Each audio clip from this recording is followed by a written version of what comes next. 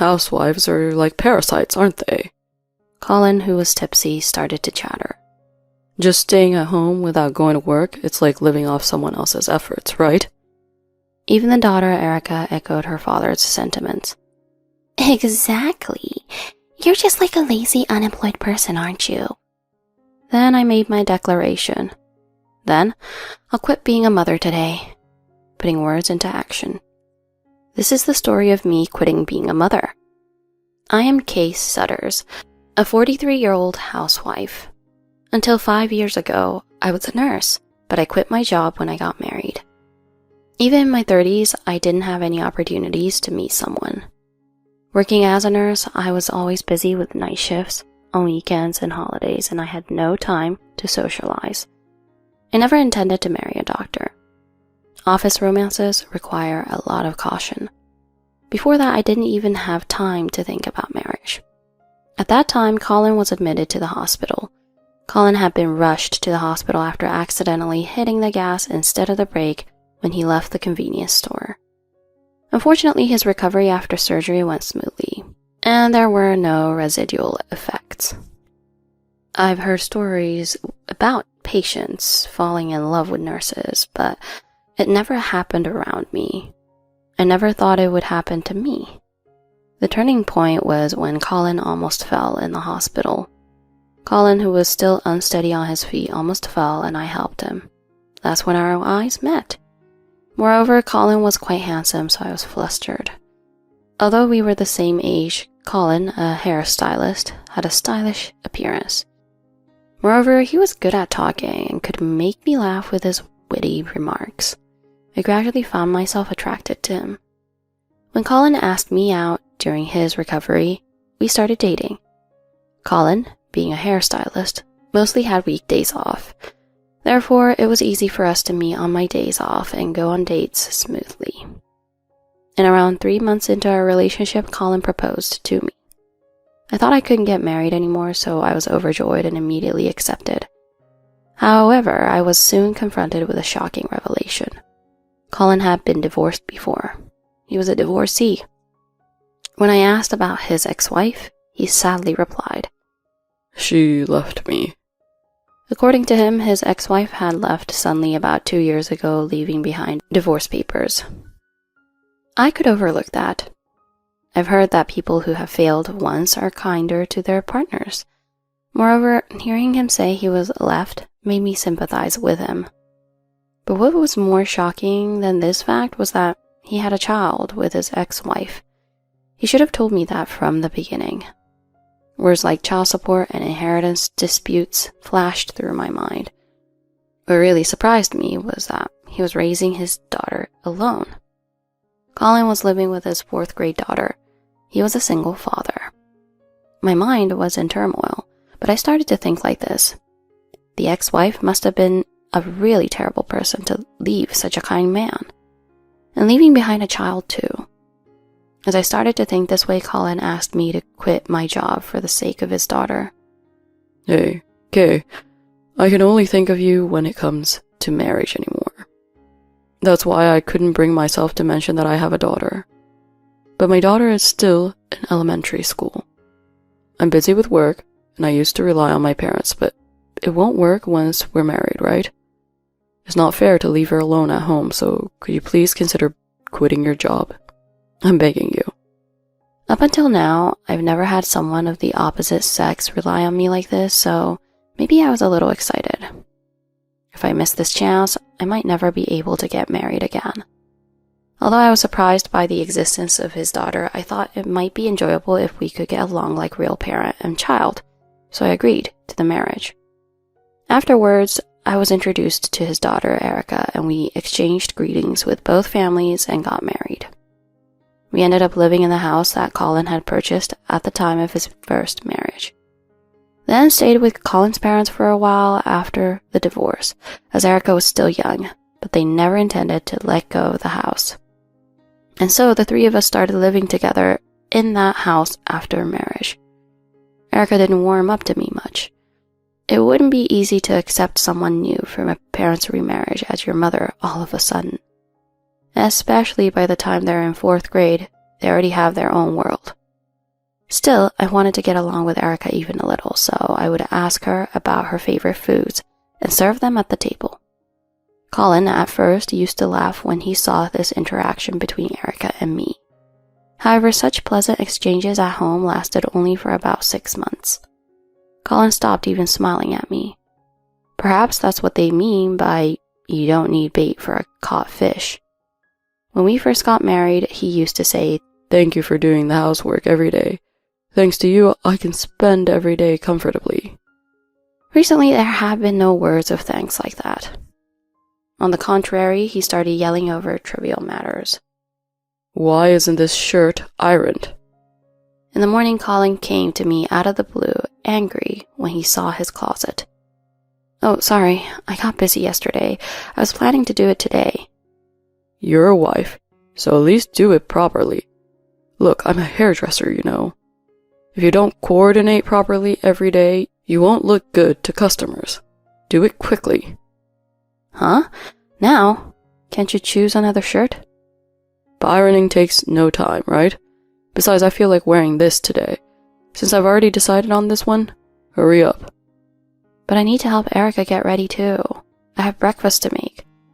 "That's your fault for not doing it earlier." "Huh?" I did as I was told and ironed quickly. While I was ironing, Erica wakes up and says hello to Colin. "Good morning." "Good morning, Erica. I'll be back in a minute with breakfast. I'm having the ironing done, so it won't be long before I'm ready." Erica seemed indifferent and started lounging in the living room. Even Erica needs to wash her face and get ready for school, but Colin doesn't say anything. As I'm ironing, "Come on, Erica, you need to get ready too. Wash your face now before it's too late." But even after saying that, she doesn't move at all. In the end, I hurriedly finished ironing and managed to get Erica ready and sent her off to school. Before long, every day became like this. Colin is always grumpy in the morning. Erica doesn't do anything on her own. I'm the only one bustling around. If it's a day off, you might think it's okay, but Colin doesn't do anything around the house at all. "Hey, is dinner ready? Hey, and coffee." He started instructing me about everything. And he stopped calling me by my name, although there's no way he could have forgotten it. Now he just says, "Hey," or "you," when calling me. Watching this behavior, Erica's attitude started to change too. "Hey, snacks. Hey, juice." Just like her father giving instructions and all. I felt that this would not be good for Erica or for her education, so I gave my opinion. Then Colin says, "Am I the bad guy here? It's your fault for not doing it unless you're told, right? You're at home, so do things more efficiently. It's your fault for not doing it unless you're told to, right?" What a backhanded response. So I went directly to Erica and told her, "Hey, Erica, it's better to use a more polite tone. When you ask someone for something, consider their feelings too." When I said that, I received a response just like her father's. "What? Are you saying it's my fault?" They're so alike, it's scary. The bond of blood is terrifying. Just then, Colin returned home, and Erica immediately said to her father, "Hey, Dad, I don't know what's going on, but this person scolded me." Then Colin changed his tone and glared at me. "Hey, don't bully her just because she's not your child." "Huh? What are you talking about? I just gave her a little reminder about her tone." "About the tone? Who do you think you are? You're just a stay-at-home wife. I'm the one providing for you. You should just listen to me and Erica." Huh? At that moment, Erica was watching our exchange and grinning. By the time Erica reached middle school age, the relationship between Colin and me had turned completely cold. Even I, who was slow to realize things, understood eventually. What Colin wanted was not a wife or a mother. He wanted a housekeeper. A housekeeper does everything. So when Erica came home, she would immediately take off her uniform. After changing, she would immediately rummage through snacks and leave a mess. If I scolded her, she would tattle to Colin, and then I'd be the one getting yelled at later. Considering this, my inclination to scold gradually diminished. A housekeeper has no right to interfere in household matters. On days off, Erica and Colin would go shopping together for things Erica wanted, and my presence within the family unit began to diminish. One day before Erica went to school, she said something like this to me. "My friends are coming over today, so buy some cake, okay?" I bought several types of cake and juice that Erica likes. After Erica came back from school with her friends and went to her room, I prepared the cake and juice and brought them over. I thought I'd quickly greet her friends with a smile. "Welcome. Thanks for always playing with Erica," I said. Then Erica must have glared at me. "What? Stop acting like my mom. Just leave when you're done," she said. Even Erica's friends seemed taken aback by this. I said, "Sorry for intruding, I'll leave you to it," and left the room. Her friends immediately asked, "Is it okay to talk to your mom like that? Are you going to get scolded later?" I overheard them saying, but Erica laughs. It's fine, because she's just the housekeeper here," she said. "Huh? But she used to come to school events when you were in elementary school, right?" When her friend said that, Erica replied with this. "Oh, she just came on her own. She started coming because Mom left and there was no one to take care of the house, so Dad brought her here. So you don't need to worry about it at all." I was shocked. I thought I had been considerate of Erica all this time. Since becoming a mother, I've always participated in school events and taken care of everything around the house. Maybe it's inevitable that there's no blood connection.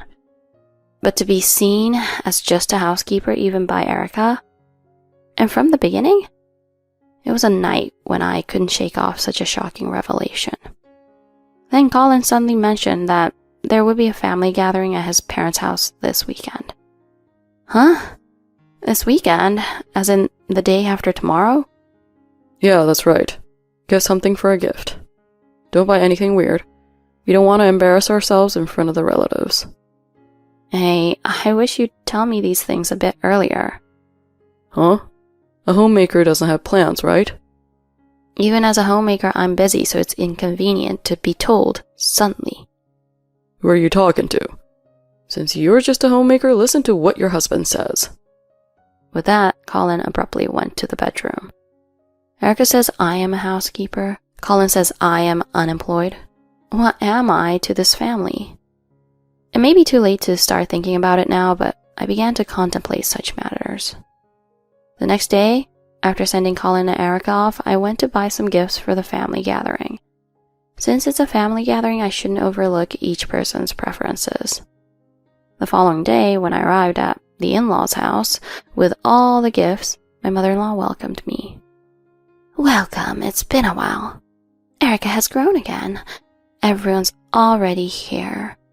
Sushi will arrive soon. Come on in." My mother-in-law doesn't know how Erica and Colin behave at home. While my father-in-law is already getting drunk, my mother-in-law seems to be enjoying herself alone. She has always been kind to me, but I didn't want to worry her too much, so I hadn't consulted her about anything. Neither Colin nor Erica usually display the same attitudes they do at home when we're out. However, this day was different. Colin had clearly drunk more than usual and was quite intoxicated. Before I realized, he had reverted to his usual unabashed self.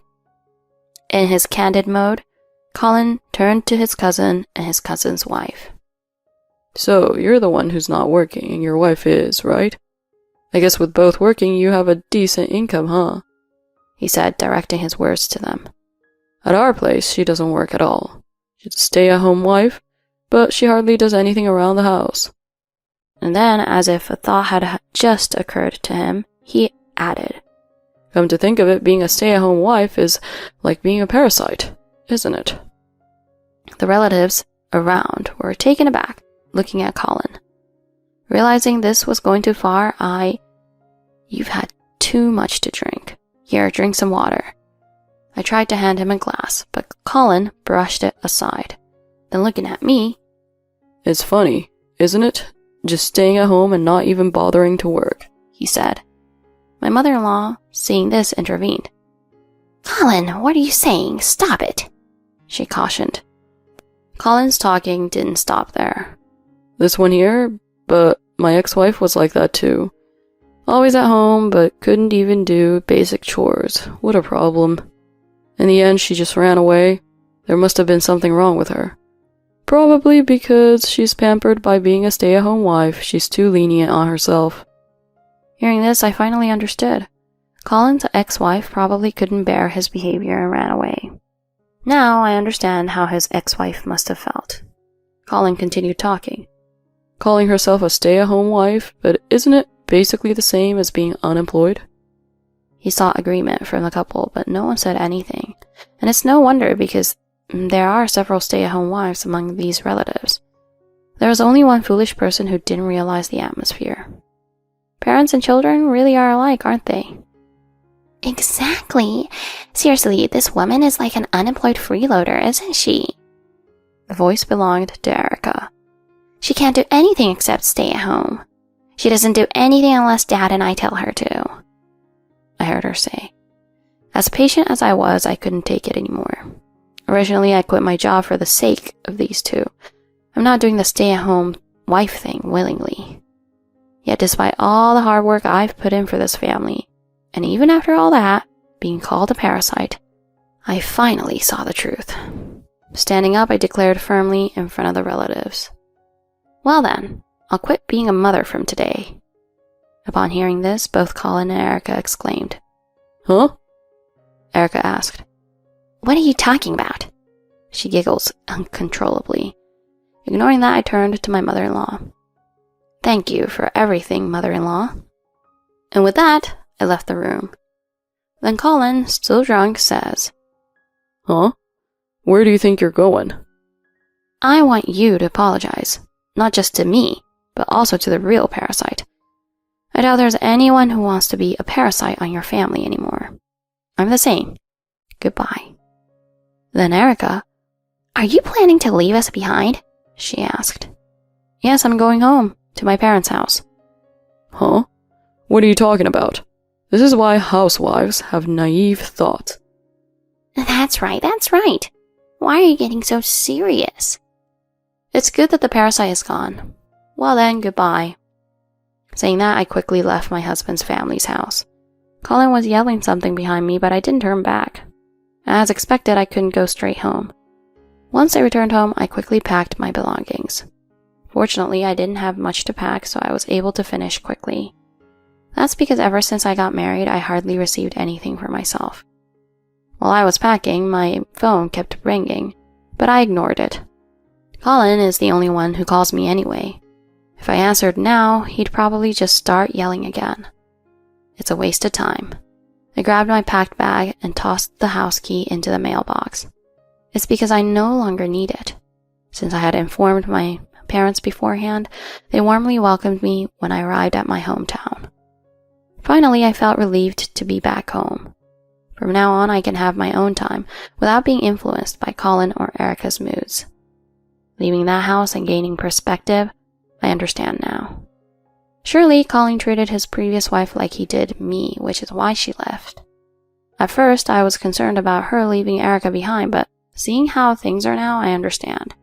She probably couldn't bear being around that child who resembles Colin in behavior. Before we got married, Colin used to say things like he got dumped by her, referring to his ex-wife. At that time, I found it inconvenient, but now it's my turn to leave them. However, I had one worry: the future. My parents are getting older, so I can't rely on them forever. Although I have a nursing qualification, it's been 5 years since I was actively working. But now that I've decided to leave that house, I can't worry about the career gap. I won't allow anyone to call me an unemployed parasite ever again. Fortunately, I secured a substitute nurse position just in time. With no need to take care of anyone anymore, I can work night shifts and weekends without any problem.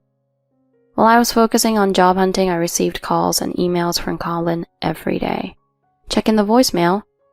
What are you thinking? Come back home quickly. Are you kidding me? Do something about the house.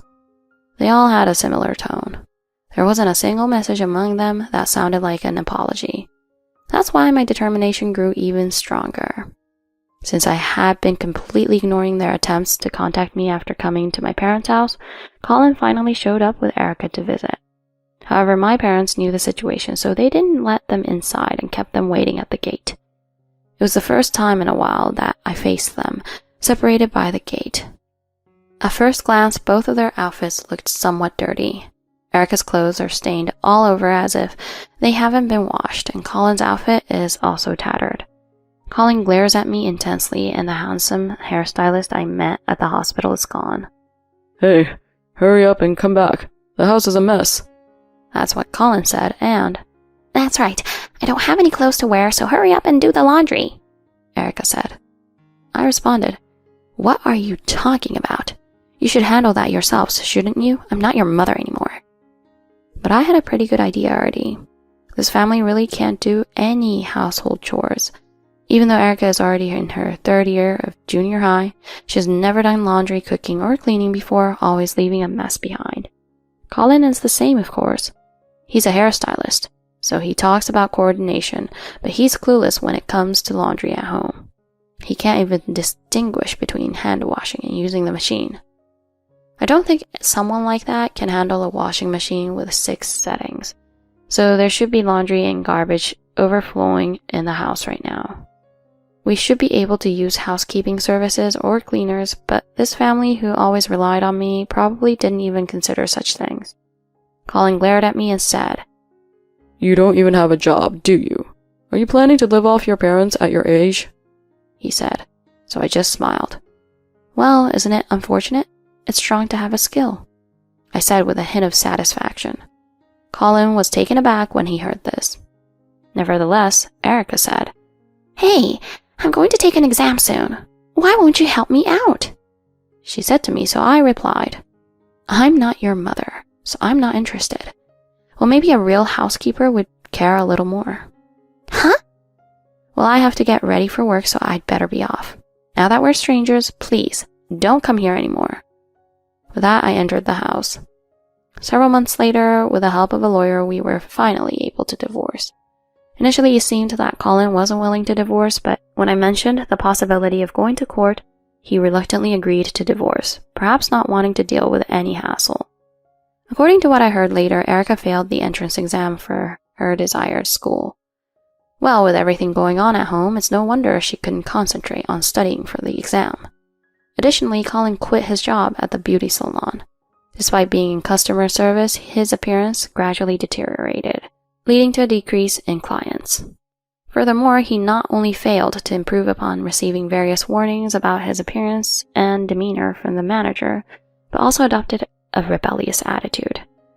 In the end, he couldn't stay there anymore, but that's the consequence of his own actions. The person who used to call me an unemployed freeloader ended up being unemployed themselves. Alcohol is really scary, isn't it? Especially considering why Colin drank more than usual on the day he made those rude remarks in front of the relatives. That's because I kept offering more and more. And it was also strong alcohol that my husband doesn't usually drink. Well, I didn't know the outcome either, you know. I'm not that malicious. But maybe I did want everyone to see my husband's true nature to some extent. Well, just like me, my ex-husband also has a skill. He could start his own business or something like that. Since he didn't buy me anything, maybe he's been saving up money? Colin and his daughter seem to have little or no connection to his parents' home, the one place they can count on. Their behavior in front of the relatives made it clear why they weren't well received. It's been 3 years since then, and I'm still working as a nurse. And surprisingly, I've remarried. My new partner, despite being of similar age and having lived alone for quite some time, can handle all household chores. So we've decided to split chores based on who has more free time, making life stress-free for both of us. Though I'd rather not remember the days spent with that family, I wonder if life somehow balances itself out. We both hope to continue supporting each other to maintain our current lifestyle. I came to eat some fine steak with my husband when a woman splashed wine on me. My husband and the woman turned pale when the police arrived. While excited about dining out with my husband, who I've grown distant from these days, it wasn't cold water but wine that ended up over my head. What? How's the taste of the wine? In front of me stood an unknown woman holding a wine bottle, smirking mischievously. My name is Kate. I'm a 30-year-old working housewife. I've been married for 3 years. We've been thinking about having children soon, but my job is fulfilling and keeps me busy, making it hard to feel ready. My husband is also busy with work, often working until late at night. With my weekdays off and his weekends off, we keep missing each other. We spend little time together at home, and naturally our conversations have dwindled. We could take paid leave to have the same days off, but neither of us wants to take a break from work. In such a situation, it's no wonder our marriage isn't going well. We're more like roommates than a married couple now. Still, we don't divorce, probably because we still have some feelings left for each other. I feel a bit lonely, but I neither want to quit my job nor take a break. Maybe I'm just not suited for marriage, I thought to myself. But it's not like we never spend time together. Especially since my days off change from time to time. There are times when they coincide with my husband's. During such times, we might watch a movie together in the living room without either of us initiating it.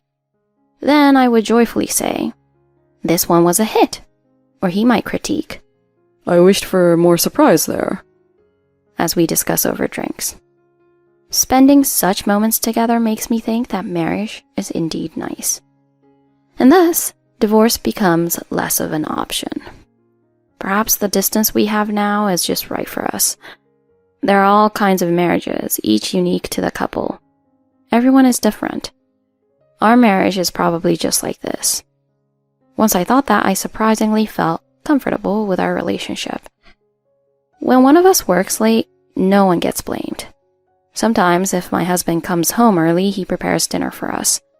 If I'm early, I make sure everything's ready for him for when he comes home.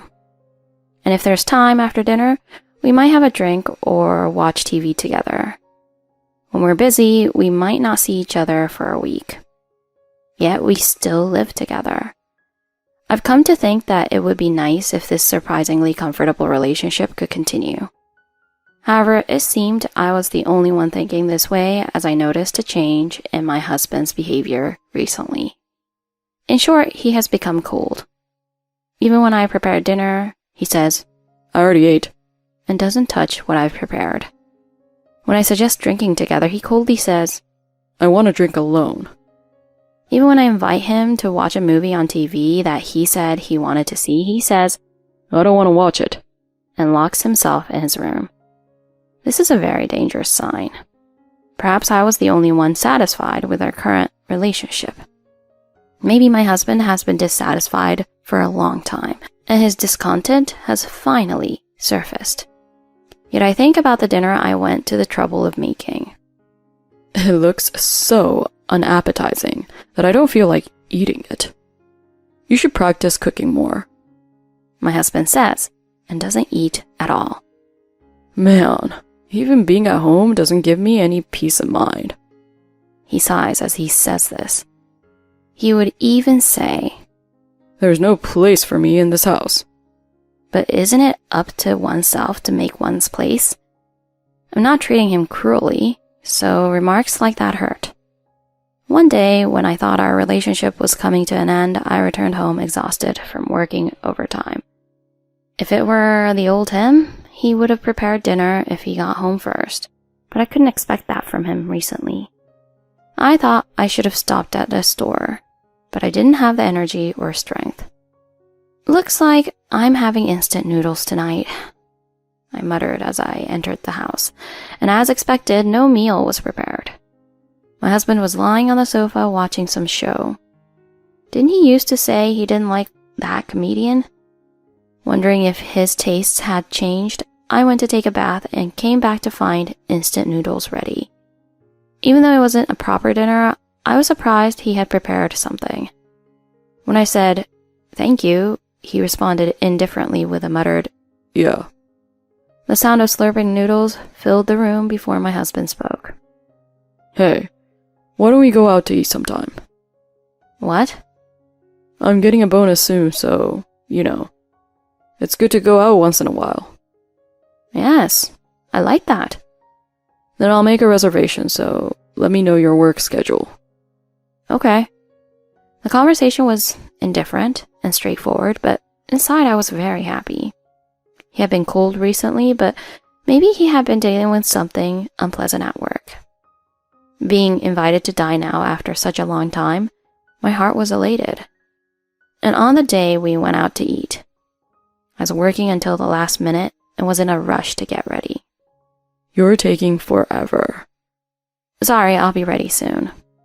But isn't there still plenty of time before our reservation? There is, but still.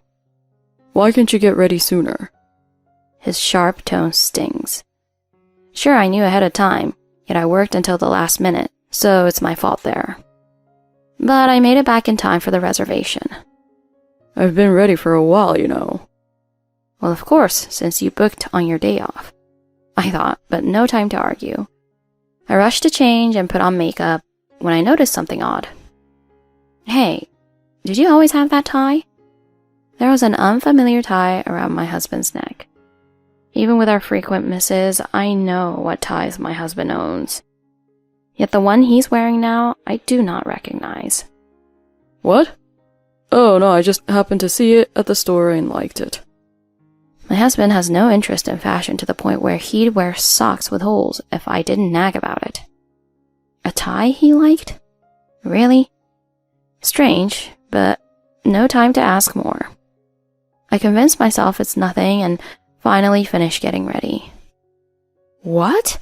This is the place? I expressed surprise as we arrived at the restaurant by cab. It was a fancy steakhouse, not the sort of casual place you just pop into. I splurged. My husband grins, looking almost gleaming. It's my first time at such a fancy place, and I sit down feeling nervous.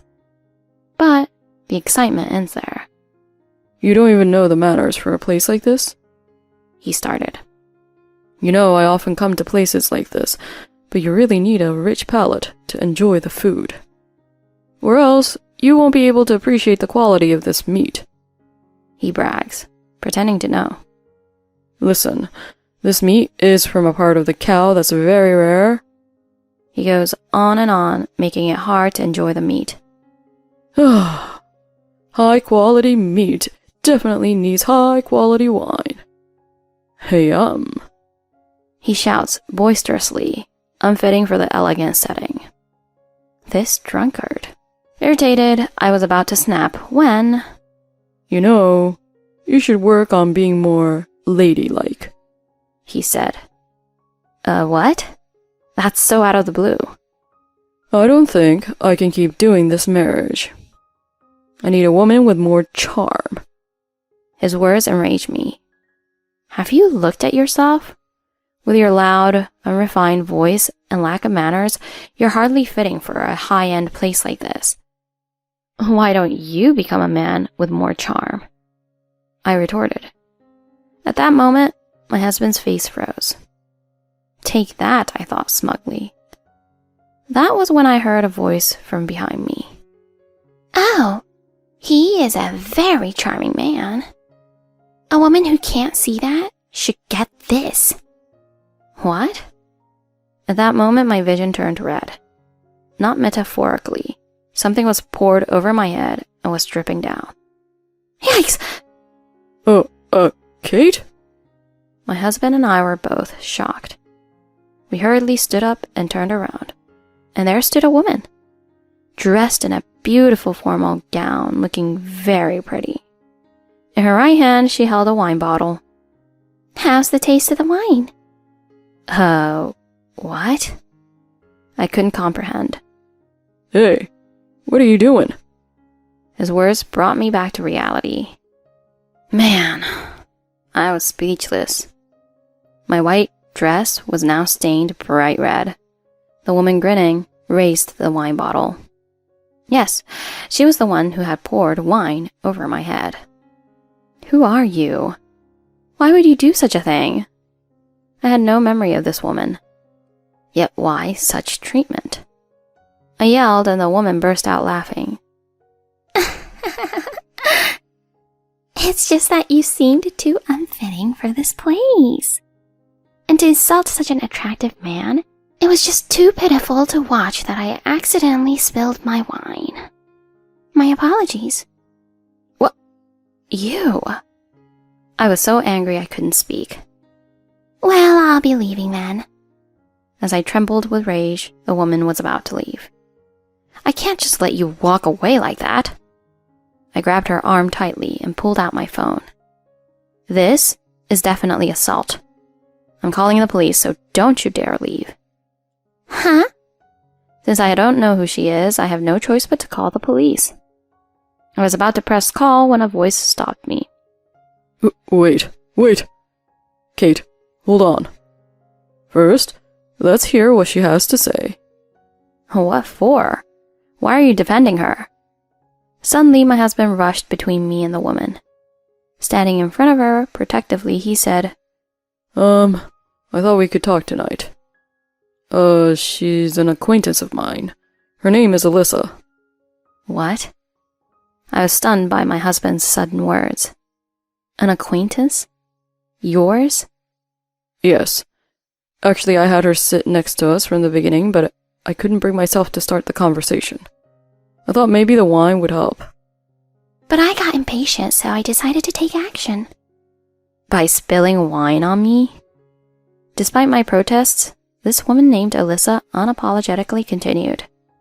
Because you insulted my loved one, calling him uncharming. She dropped a bombshell. Loved one? What do you mean? I turned to my husband, who looked troubled. Let's calm down and talk. How can I talk covered in wine like this? Please, let's handle this together. Handle this? How? The wine had spread to the restaurant's floor. A big stain on an expensive carpet. Isn't this something that needs to be compensated for? As I was thinking this, the restaurant staff came rushing over. What is happening here? We shouldn't have disturbances. Oh no, the floor. As expected, upon seeing the floor dyed red, the staff exclaimed. I glared fiercely at Alyssa, who looked away unrepentantly. Explain yourself. As I confronted him, my husband finally began to speak softly. I've been seeing her. I've been dating Alyssa. Excuse me? I was dumbfounded by the sudden confession. So you're saying you've been cheating on me? To my question, my husband nodded. I was just taking a coffee break at the park when she approached me. Wow, so she's the one who picked him up? And that's how we started dating. Such a fast turn of events. And here I wanted to discuss our divorce over steak and wine. Trying to sweeten me up? How starved for meat do you think I am? I don't get the logic of appeasing me with steak. Sorry, but I can't continue our relationship anymore. Alyssa praises me and tells me I'm wonderful. She's a kind and charming woman, too. Those words painfully struck my heart. It was only me then. Thinking we could manage our marriage with just the right distance between each other. It was just me who thought that that was comfortable. But she's someone who'd pour wine on me? That's because she loves me. I was appalled. Love is indeed blind. How can someone who pours wine on people and inconveniences the store without caring be charming? At that moment, something in me cooled down. Love can disappear in an instant. Apparently, the staff were too stunned to speak. I feel so sorry. We need to compensate quickly and leave. Well, the responsibility is on my husband and that woman, though. I was about to tell him to handle it when he spoke first. But you're also to blame because you neglected me. You're responsible, so no alimony for you. What? I shouted in disbelief. What kind of person was he? Not feeling a bit sorry for me? How could he say such terrible things? I was speechless. You're unbelievable. Just then I heard sirens. What? My husband and Alyssa were shocked. Oh yes, I called 911. The bewildered staff said, who had been watching the events unfold. They must have thought it was serious. Certainly, it was a serious situation. The floor and I, and everything, was stained red. You explain to the police and compensate for the damages to the store. Me? I have to? It was your girlfriend who did it. Okay. Perhaps sobered by my stern demeanor, he begrudgingly faced the approaching officer. However, well then, I'll be going. Suddenly, Alyssa tried to make a quick exit. Where does she think she's going? She's the one who definitely can't leave. No, please don't go, Alyssa. My husband tried to stop the fleeing woman. No way, it has nothing to do with me. You're the most important one here, I thought to myself as I stood close to prevent her escape. If I grabbed her now, she might accuse me of something.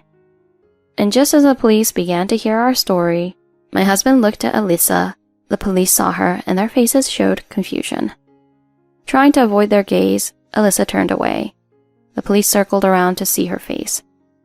This back and forth continued until the police finally exclaimed and pulled out some documents. You're a wanted marriage scammer, aren't you? What? I said. What? My husband followed in shock. I don't know what you're talking about. Alyssa pretended to be clueless. Yes, it's definitely you. Different makeup and hairstyle, but it's definitely you in this wanted poster. It's not me. Alyssa tried to flee, but the police blocked her escape, and after a brief struggle, they apprehended her. My husband and I were just dumbfounded by the sudden turn of events. What followed was a real mess. Turns out Alyssa was indeed a wanted marriage scammer, and my husband was her target, as she was led away by the police, and my husband was bewildered. That can't be. Before getting into the police car, I asked Alyssa why she made such a spectacle with the wine. She told me it was because she wanted a quick divorce. I guess she was just a rookie scammer then. As the car left, the chaotic restaurant returned to calm. I glanced at my dumbfounded husband, sitting on the floor before facing the troubled waiter. I'm really sorry. He'll handle the rest. I have no reason to stay now. I just want to go home and take a shower. I apologized to the restaurant staff and then left the building. After that, I divorced my husband. I was deceived. You're the only one for me, Kate. He was shouting things like that, but I was surprised that was coming from him. Even if he was deceived, the fact remains he was unfaithful. How could I possibly consider starting over with someone who even spoke of divorce? It seems my husband has spent quite a bit on Alyssa, as his savings were significantly depleted. Then came the compensation to the restaurant and the alimony to me. In no time at all, he was broke. Even though it was a scam, the fact that he cheated and tried to leave his wife spread around his company, and he resigned because of the uncomfortable atmosphere. Rumors are scary, aren't they? I wonder who started it. Well, I did tell his boss everything because I thought about seizing his wages if he couldn't pay the alimony. Could it be that his boss spread the rumor? My, how is personal information being managed these days? Not that it matters to me. After that, I don't know what happened to him. I heard he went crying back to his parents' house and was turned away though. But his whereabouts after that remain unknown. Well, as long as he stays out of my life, I don't care what happens to him. Now, I'm single again for the first time in a while. I'm feeling better than ever, both mentally and physically. It seems living with my husband was wearing down my spirit more than I realized. Thanks to being stress-free and able to focus on my work, my achievements have been recognized, and there's talk of a promotion. There's no need to rush into finding someone new to remarry, so I want to live my life happily and in my own way. I plan to invite some close friends and enjoy some fine meat in the near future. Of course, while enjoying some red wine too. At a Christmas family gathering, my husband mocked my cooking, trashing a $2,000 dinner. Shocked, he and relatives argued. It was Christmas when the entire family gathered together. My husband, holding that Christmas dinner, headed for the trash can. Food from a bad cook goes straight to the trash. And with that, he threw it away. You know that cost $2,000, right? What? Seriously? At that moment, It felt like a scene out of a sitcom as a huge lecture from the relatives ensued. I'm Alana, just a regular housewife in my 50s, but my life has its own share of drama. At 25, while working as an office worker, I met Griffin, a charming salesperson. I was instantly captivated by his witty banter, and it didn't take long before I accepted his lunch invitation. Then, like something out of a film, he surprised me with a marriage proposal. We began our idyllic, newlywed life, sharing household responsibilities after deciding to tie the knot. But marriage comes with its surprises. A few months in, my husband's other side came to light. It was a dramatic revelation, like the climax of a TV drama. The once knight of sales, polished in a suit and knowledgeable in fine dining, was clueless about household chores. He claimed his throne in pajamas over the weekends. I told him, Griffin, it's time to clean. But he arrogantly responded, Do you think someone like me would stoop to doing menial housework? I'm the one who brings in the money. Isn't it your duty as my wife to support me? But we agreed to share the household chores. The battles I face in sales dwarf your tasks. In the midst of this, I found out I was pregnant. He complained. You can't even keep the house clean while you're at home. I'm dealing with morning sickness. But that's not an illness. You should at least be able to cook. Despite his harsh remarks, I brought a new life into the world. During my pregnancy, I heard that the future dad was struggling with the reality, but I remained hopeful. I believed my husband would fall in love once the baby arrived. He was thrilled when our son was born, but only as the successor to carry on the family legacy. I'm the eldest son, so naturally I'll continue the family legacy. The one thing you've done right is giving birth to a proper heir. He barely participated in parenting. On weekends, he'd leave the house claiming our child's crying was the reason. Even after I returned to work from maternity leave, his attitude didn't change. One day, after leaving our young son with him, I came home to find him crying. I'm hungry, Mommy. Next to him, my husband was sprawled on the couch, drunk.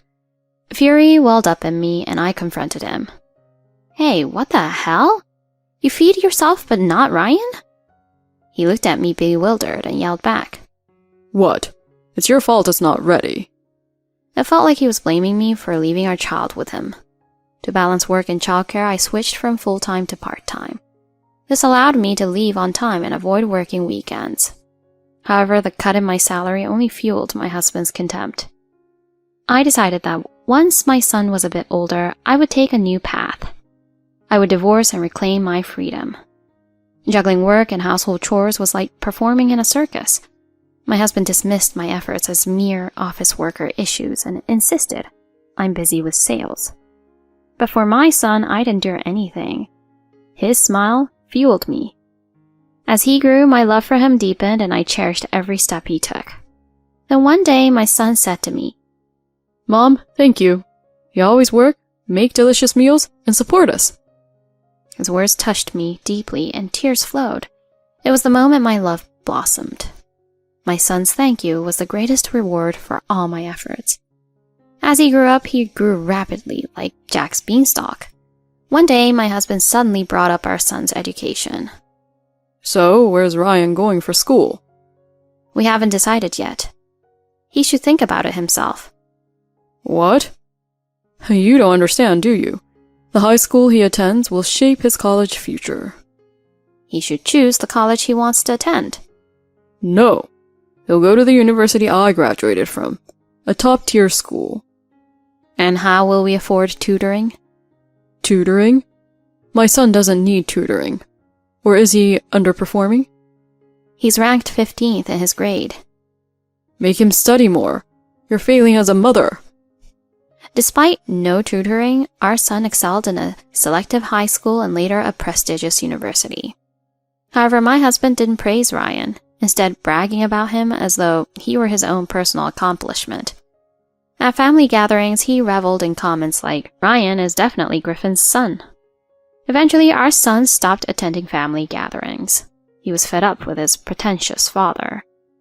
After graduating from university and securing a job, he moved out to start his life independently. Meanwhile, the relationship between my husband and me was tumultuous. I was treated like a maid daily. And today, suspicions of infidelity arose. The evidence lay in the credit card statements.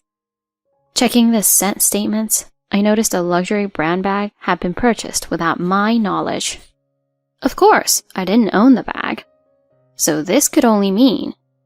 When I confronted my husband with a statement, Griffin said, "Why are you upset? It's a gift for Lisa." Lisa was the daughter of my brother-in-law, Paul, meaning she was my husband's niece. But she was still in high school, hardly the age for luxury brands. Further digging unveiled a slew of similar charges. It was unmistakably evidence of an affair. Unexpectedly, I received a call from my mother-in-law. She couldn't host Christmas dinner because she had injured her back. Every Christmas we gather at my in-laws' house for a grand meal prepared by my mother-in-law, an excellent cook. She suggested, "Should I order takeout this year?" But my husband had a different idea. "Why not have Katie cook? She's a culinary researcher, right? If she teams up with my wife, they'll definitely whip up something incredible." Katie is Paul's wife and shares cooking recipes online. Griffin made sure I was listening as he turned his smartphone to speaker and called Katie. My mother-in-law apologized. "I'm sorry for the sudden request." But my husband replied, It's okay. Alana's right here with me." He had manipulated the situation so I couldn't say no. "Alana, are you okay with what Griffin's suggesting?" She asked me. Yes, I may not cook like you, but I'll do my best. "Thank you, Alana. I really appreciate it." The Christmas scene turned into an impromptu cooking show audition. It morphed into an unexpected chance to display our culinary talents, rounding out the year. Griffin was all smiles, like a child in a candy store. "I can't wait for the taste test. After sampling Katie's dishes, maybe you'll pick up a few tips?" Internally groaning, I realized I was committed after promising my mother-in-law, and I had to start preparing the Christmas dinner. I made traditional dishes like turkey with stuffing, mashed potatoes, and honey-glazed ham, and took them to my in-laws' house. Upon arrival, my mother-in-law, nursing her injured back, greeted me at the door. "I'm really sorry about today," she said. "Oh, don't worry about it. How's your back?" "I can walk now, but it's still painful. I can't lift anything heavy. Could you help set up the guest room? Everyone will be arriving soon." "Of course." I cheerfully responded and began setting the stage for the Christmas dinner. I arranged enough chairs for everyone, polished the table, and laid out the cutlery and wine glasses meticulously. It almost felt as if the Christmas dinner was a formal ceremony, and I managed everything smoothly. Relatives started arriving, exchanging holiday greetings, while I stayed busy. However, Katie was conspicuously absent.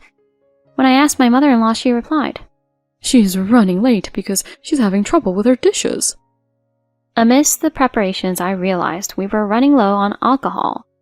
After informing my mother-in-law, I headed to the bustling downtown to buy more. There, a scene straight out of a soap opera unfolded before me. At a traffic light, I spotted my husband arm in arm with a woman. Unbelievably, it was Katie, my brother-in-law's wife.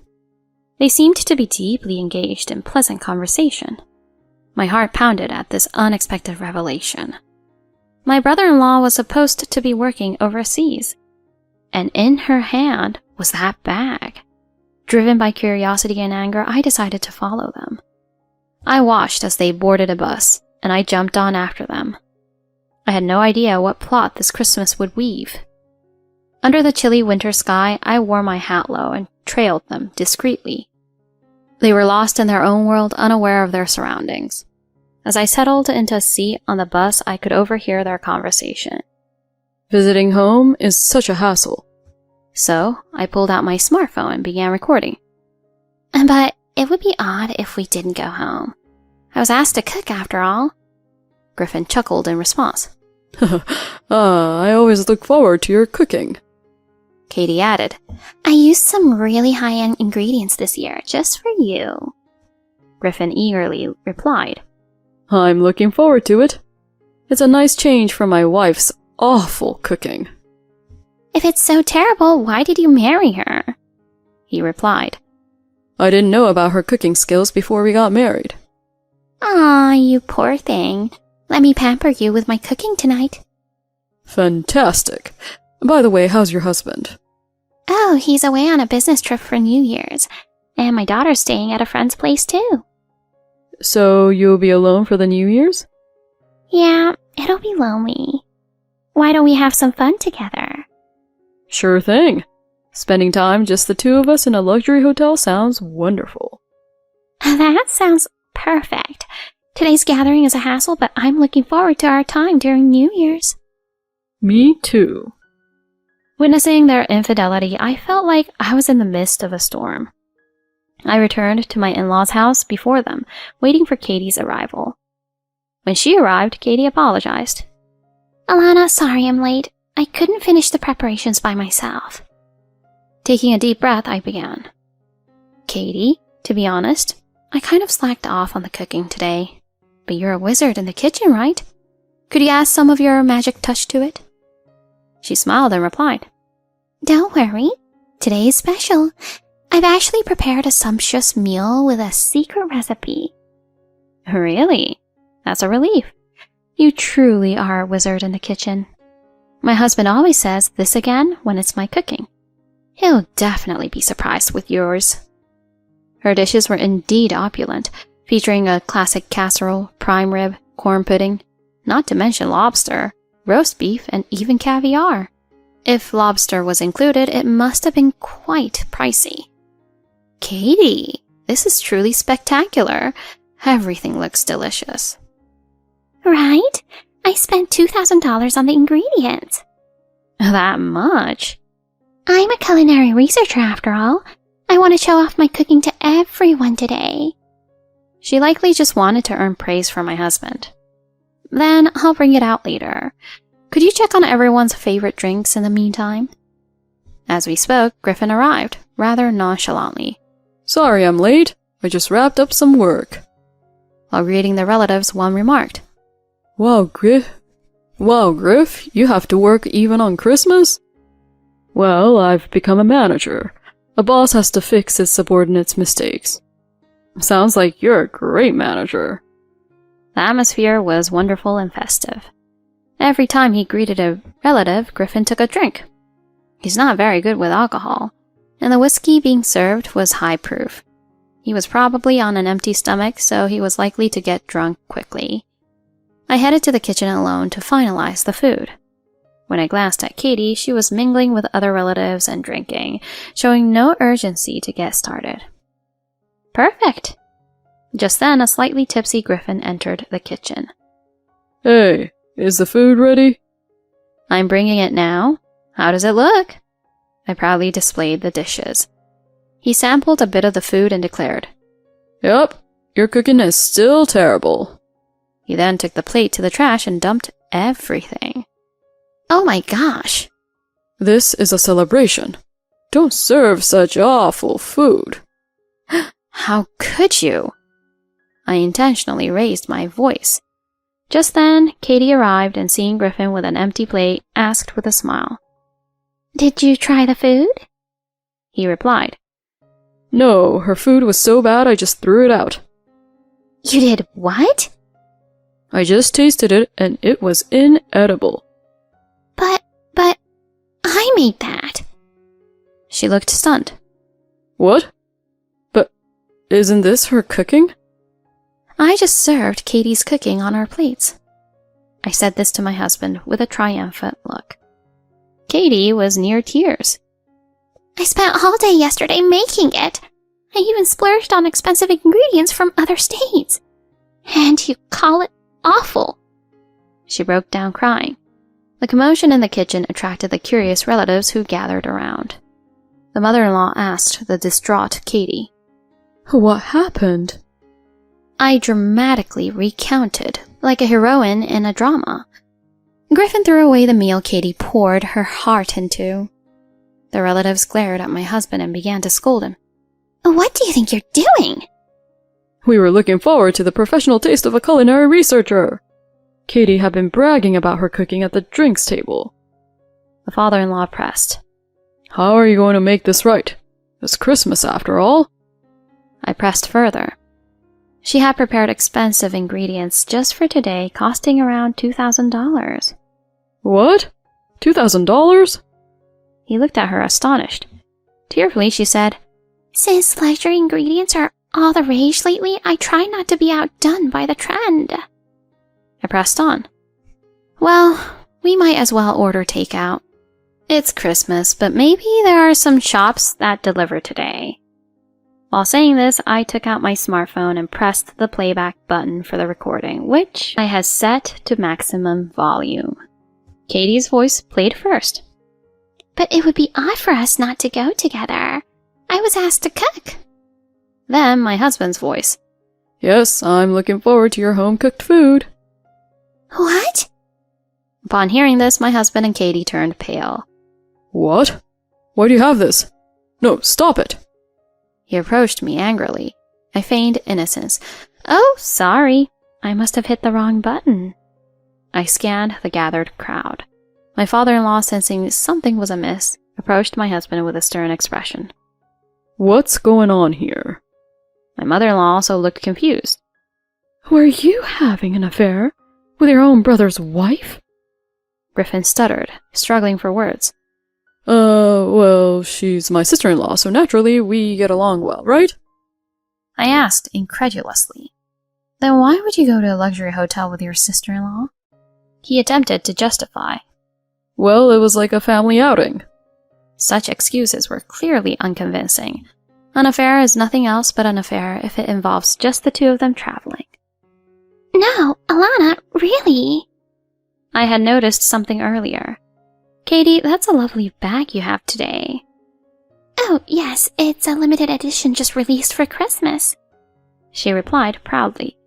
I seized the opportunity to press further. Really? Actually, there's a purchase record for that brand on our credit card statement. It's not mine, though. So that means it was a gift from my husband to you, right? The timing fits perfectly.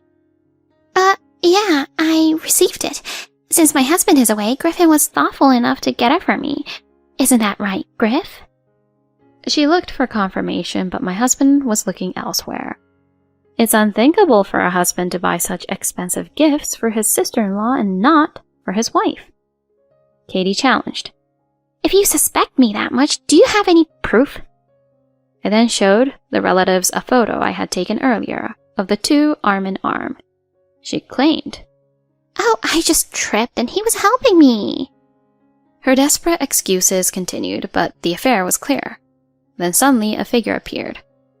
Just admit it already, said Paul, her husband, standing in front of her. Katie gasped. What? Why are you here? She couldn't hide her surprise and confusion. He smiled, but his eyes were stormy. I came home early from work because it's Christmas. Plus, I received some interesting information and came quickly. It's not what you think, honey, Paul calmly asked. What's not? His voice was calm, but his eyes were sharp. I haven't had an affair with your brother at all, Katie insisted. Oh, can you still say that after this? He pulled out a photo, not the one I took today, but one showing them coming out of a hotel and other compromising situations over the past few months. Katie gasped. My husband and Katie both looked completely flustered. Paul revealed. I hired a detective agency. There's plenty of evidence. His voice was icy. Katie, trembling, asked, Why? How long have you suspected? Since the last time I came home. I found unfamiliar brand bags and shoes and no purchases on the card statement. I had it checked out. I had a hunch about the affair, but I never thought it would be my own brother. And we have our daughter, too. Forgive me, honey. It was just a moment of weakness. I was so lonely. Huh, you have the nerve. You're planning to go to a hotel together, weren't you? Alana told me. What? She looked shocked. Yes, I had seen the two of them together and contacted Paul. When are you coming back? I need to talk to you about something. I suddenly asked him. After a long silence, he replied, Are you talking about my wife and your husband? Actually, I'm on my way home right now, hurrying to my parents' house. That's right. I'm thinking of using this as an opportunity to file for divorce. Is that so? I was also about to confront them as I've just gathered enough evidence. With this phone call, he and I agreed to expose our cheating partners in front of all the relatives. Now Griffin yelled. You two were in this together? He glared at me and started shouting. What are you talking about? Drop that attitude right now. The fault is yours. He argued. I was tempted. She said she was lonely. So you think that makes it forgivable? I'm filing for divorce, and I will be seeking alimony. But he scoffed. Huh, after all I've done to support you, this is how you talk? If you can't forgive a little infidelity, you're not fit to be a wife. At this point, my father-in-law lost his patience. Enough. How can you say such things so shamelessly, time after time? You're a disgrace to the family. I'm cutting ties with you. Dad, don't be hasty. I'm the eldest son. We don't need an eldest son like you. Get out. After the divorce was finalized, my ex-husband's fate spiraled downward like a tragic hero. He boasted that he could cover the alimony using his position at the company, but a corporate investigation exposed his long-standing gambling habit. With his savings depleted and abandoned by his family, he accrued debts to pay alimony, and eventually he even tampered with company funds. He was demoted at work, and rumors of embezzlement spread, leaving him without a position there. Now he's lost his job and is scraping by through a modest part-time job. Truly, what goes around comes around. When you look down on others and seek to benefit yourself, you end up falling into the deepest hole. Freed from this burden, I've embraced a new freedom. I recently enjoyed a leisurely trip using the alimony. Moving forward, I plan to live for myself and my own happiness. I won't say I'm gloating, but the life ahead will be my greatest revenge. In the sky above, I can see a constellation of good fortune shine brightly. My husband goes on a trip with his mistress overseas. I told him he'd pay for this, but he wouldn't listen. In the end. Hey, why can't I use my credit card? I can tell my husband is super irritated, even just talking on the phone. Huh? Your credit card? Ugh, my credit card is acting up and won't go through for the payment. Hey, did you mess with my credit card? Is that credit card you're using the one I gave you for everyone in the family to use? I mean, what are you even trying to use it for? Huh? Who cares about that right now? I mean, what is going on with this credit card? Well, I canceled that card. My name is Christy. I'm 35 and I stay at home looking after the house. My husband, Kevin, who I met at work, and I are happily together with our 5-year-old son, Sean. After I gave birth to my son, I quit my job and became independent, and now I work from home as a freelance system engineer. This morning, after dropping my son off at daycare, I returned home and unlocked the door to my house, organizing the day's work and plans in my mind. Then, my husband appeared in front of me, holding a suitcase for a business trip in his hand. Huh? Where are you going with a suitcase? I asked him about it, and he didn't seem bothered at all, just mentioning he was heading out for a business trip. You didn't tell me you were going on a business trip. Oh, really? Yeah, you forgot to fill me in on that. Where are you going on this business trip? I'm going to Paris. To Paris? Wait, you're going on a work trip abroad? Why didn't you tell me that in advance? I'm sorry. I've been so busy I didn't have time to tell you. Oh well, I've got a plane to catch and I've got to go. And just like that, my husband left with his suitcase. I told him quietly as he was walking out, cutting me off mid-sentence. I hope you don't end up feeling bad about this later. Huh? What are you talking about? Oh, it's nothing. What? Why are you so angry? It's just a work trip. I know it's just a business trip. Then, what is wrong with you? You're seriously scaring me. Oh, but maybe I won't be coming back home again. Oh shoot, it's getting late. I gotta go. Saying this, my husband quickly left the house. I knew that my husband's business trip was actually a trip to have an affair with his mistress. How in the world did we end up in this situation? Left all by myself by my husband, I'm just here reflecting on the past and imagining the future. My husband began being unfaithful when he got promoted. I got it. I got a promotion. What? Oh, congratulations. You did great, honey. Wow, that's really great. Well, I guess this means I'm officially part of the company team now. You've been part of the company team, though. But I respect how strict you are with yourself. My husband had missed many opportunities for promotion in the past. This has been the case for the past several years, so I'm very happy for him to get this promotion. I cooked up a special steak and cracked open a bottle of red wine to toast my husband's promotion. The increase in his salary, along with my income, will lead to a significant improvement in our quality of life. Saving money for our son is a must, so I'll be mindful of spending but treat myself every so often. My husband was on cloud 9 after getting promoted, and I was just enjoying each day with a happy heart. But about 6 months after he was promoted, his attitude gradually changed. Hey, is dinner ready yet? I'm sorry. You came home earlier than usual, so I couldn't make dinner. Huh?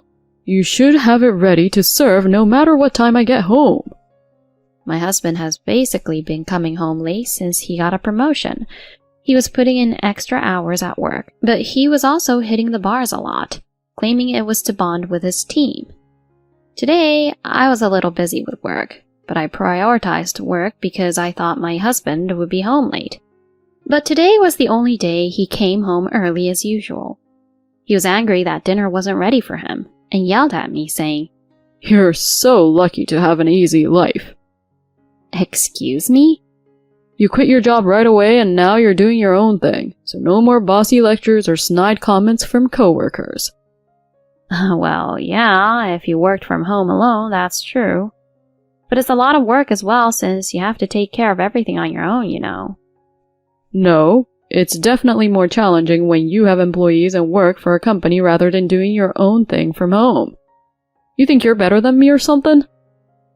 I wasn't trying to say that. My husband acted all superior when he said that. In the first place, it was my husband who made fun of me. My husband should have known the hardships I went through when I first became independent.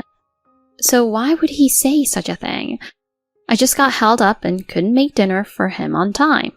I tried to hurry up and cook dinner for him. But my husband said, Forget it. I'm going out for a drink tonight, so I don't need dinner anymore. And left. He came home late that night. He went out in his suit, but when he got back, his shirt smelled like someone else's perfume. I was curious about who he was seeing. Could he have gone to a gentleman's club? One day, while I was spending my days thinking uneasily about it, my husband suddenly told me that he had to go on a business trip. I'll be in New York on a business trip for 3 days from tomorrow.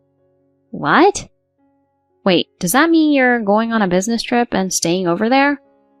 Yeah, that's right. Is there an issue with that? No, but you've never had overnight business trips before. Well, the team I used to be in charge of was located close by, but I got promoted and my area of responsibility expanded. Well, it can't be helped that the company expects me to go on a business trip. My husband seemed to justify himself by saying so, and my husband's business trips increased more and more. His business trips used to be once a month, but before I knew it, it had increased to twice a month. And nowadays, he has to go on a business trip almost every week. I wonder if his business trips become that frequent just because he has more responsibilities. I used to work in the same office as my husband, but it was impossible for one employee to have such frequent business trips. Something feels wrong here. So, on top of everything else going on, this thing that's been bugging me came back, and I decided to ask Haley, my old coworker and best friend, to grab dinner after our work. I'm sorry for calling you out so suddenly. No, it's okay. How's Sean doing? Sean is staying at my parents' house today. Miley's taking care of him, so I don't have to worry. Miley, my little sis, has a job in an office, but she's still living with mom and dad. My parents are happy, and Miley plays with Sean a lot. Oh, that's nice. I'm glad to hear that. So, what's going on? Haley asked me anxiously. My husband is always on business trips. Are things hectic at your job these days? What? Business trips? Yeah. Kevin is going to New York for 3 days on a business trip from today. What? No, Kevin was at work today. What? So Kevin is lying about the business trip and doing something else? I was feeling bummed out, and Haley rushed to back up Kevin. But it's true that we've been busy lately. Everyone is working overtime, and there are certainly more overnight business trips than there used to be. Oh, I see. But this means he's lying to me about today, right? Yeah, I guess so. Haley seemed to think that she couldn't protect my husband any longer and told me that there was something that was actually bothering her. So, there's been some talk going on lately about Lauren, an employee who just got hired, and Kevin having a secret thing going on at work. Wait, could that be? Yeah, unfortunately, I think they are having an affair. Whenever Lauren is ordered to go on a business trip, for some reason she goes on the work trip with Kevin. I often talked about it with my colleagues, saying that I didn't understand why Kevin would go on the work trip just to accompany her since she's inexperienced. I was so stunned when I heard about this fact. I have no proof, but that would almost mean that they are having an affair. So he's not on a business trip. He's actually over at Lauren's house? When I said so, Haley answered awkwardly saying, Maybe. That's totally not okay. I don't have any proof, but the way he's behaving is making me think he's up to something. Yeah, I get what you mean. Hey, Haley, do you know where Lauren lives? Huh? Well, yeah, I do. We rode in a cab together going the same way after the company party the other night. I'll have to check on them once to be sure. Yeah, I feel you. I know what you're talking about. I'll help out as well. Haley nodded strongly, and we decided to go to Lauren's house to get the evidence. Then I kept in touch with Haley and decided to make a plan the moment my husband said he was going on a business trip. Then about 10 days later, my husband told me that next Friday was his business trip. Yeah, no one else has a business trip that day. Then I guess that means he's lying. Yeah, it means he's most likely spending the night at Lauren's house. That's really unacceptable. I feel ya. I'll be there with you and we'll totally catch them in the act. I'm really glad that Haley was there for me. When I thought my husband might be having an affair, I wouldn't have been able to hold it together if I was all on my own. Then, Haley and I met up right after work and staked out at a spot near Lauren's house. Then, my husband and this woman, Lauren, came over arm in arm, just like we expected. I took many photos of them as if I were a reporter for a weekly magazine. They were in their own world and didn't seem to notice us. I was able to capture the moment they entered the house. After discovering that my husband was having an affair, I immediately decided to take revenge on him. Actually, there was something else I noticed. My husband has been buying stuff with a credit card, which is for the family, that's under my name. He probably didn't feel like splurging with his own money. He's been spending like crazy lately, not realizing I'd catch him red-handed. When I brought it up to Haley, she flipped out as if it was her own issue. Let's make him pay for this. I looked through my husband's phone while he was sleeping and discovered that he and Lauren are heading to Paris by themselves next month. I'm 100% sure he'll use that credit card there as well. So, I planned ahead and took precautions. And I think this will come in handy today when my husband says he has to go to Paris on an urgent business trip. Haley also took a paid leave and stayed with us that day. And while I was at home with my son and Haley eating dinner and having a peaceful time, I got a sudden call on my phone. On the screen was the name I was expecting, my husband, of course. I put it on speaker and answered the call. My husband sounded really annoyed and complained, saying, Hey, why can't I use my credit card? I can tell my husband is super irritated, even just talking on the phone. Huh? Your credit card? Ugh, my credit card is acting up. I won't go through for the payment. Hey, did you mess with my credit card? My husband gets all worked up about it, but technically the credit card isn't his. Is that credit card you're using the one I gave you for everyone in the family to use? You got a promotion, yet you're still using that card? I mean, what are you even trying to use it for? Huh? Oh, who cares about that right now? I mean, what is going on with this credit card? Well, I canceled that card. Huh? You canceled that card? Why would you do that? If your card suddenly got charged a ton for pricey items like a fancy bag or wallet, and the credit card company reached out to you, you'd definitely smell something fishy and cancel the card, right? The credit card company thinks there's a chance it's a scam. That's why I canceled that card. Oh wait, were you using that card to get those things? But I didn't get any gifts from you or anything. When I said that, my husband clammed up. But he immediately said, I used it for myself. No way. I've never seen you with those things. I mean, I already know that you're having an affair. What? All your business trips are just an excuse to be with your mistress. You two are in Paris together right now. And you're in trouble because you can't pay the hotel to check in. Am I right? No, that's not true. What are you talking about?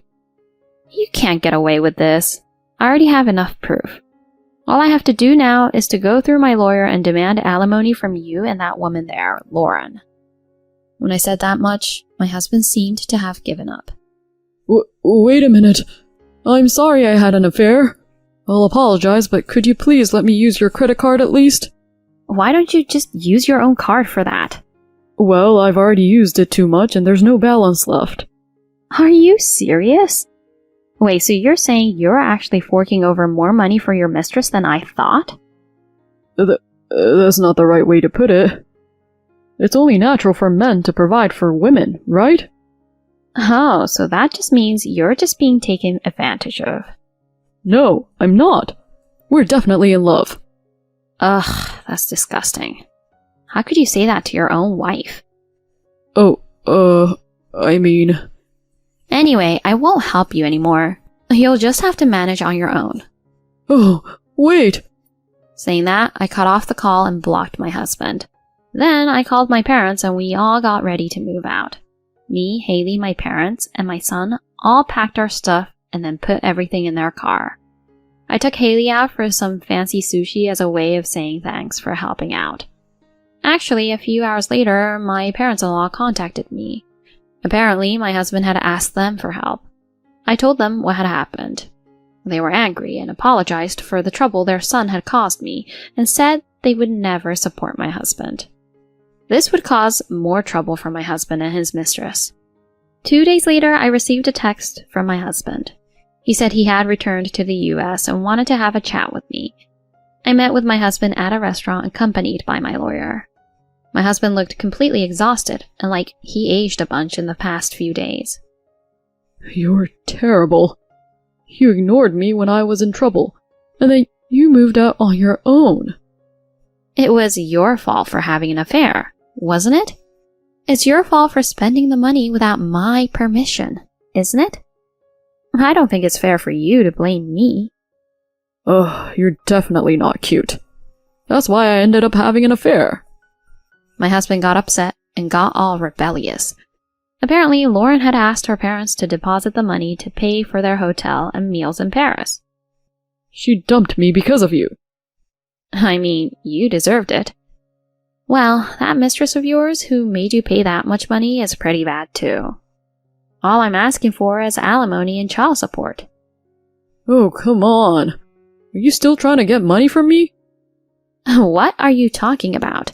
You haven't paid me back anything. If I felt like it, I could totally make you pay for that credit card that you used without asking me. Are you sure you want that? No, I don't want that. Then don't complain, and there will be no division of property. I don't want to give you what I earned. Fine. I don't want to give you what I earned either. Then, it's settled then. Yeah. I went ahead and gave my husband the papers for the divorce. The whole time, my husband was all like, You sure you want to do this? And he was slow and deliberate when signing the divorce papers. What in the world did he want to do? Did he think I was going to change my mind by doing that? I'll be the one to take care of Sean. And he said he didn't want to see you anymore. What? I heard that you used to call your mistress right in front of Sean when I was out shopping, thinking that he didn't know what was going on. Sean reported to me that you were happily talking on the phone with a woman he didn't know. And he said it made him feel really sad. Even if he's a child, kids can sense these things. So you weren't just a lousy husband, but also a lousy dad. No way. My husband was immensely upset when he found out that our son had said that he didn't want to see him anymore. He was kind to our son, and I got the impression that he really cared for him, so he must have been quite shocked when his son said that about him. After that, I didn't know whether he was listening or not.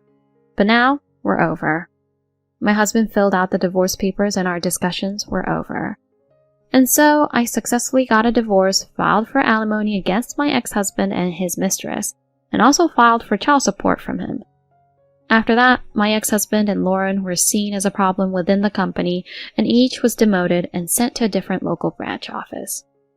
My ex-husband took another pay cut, so now he's using that little money to pay his debts.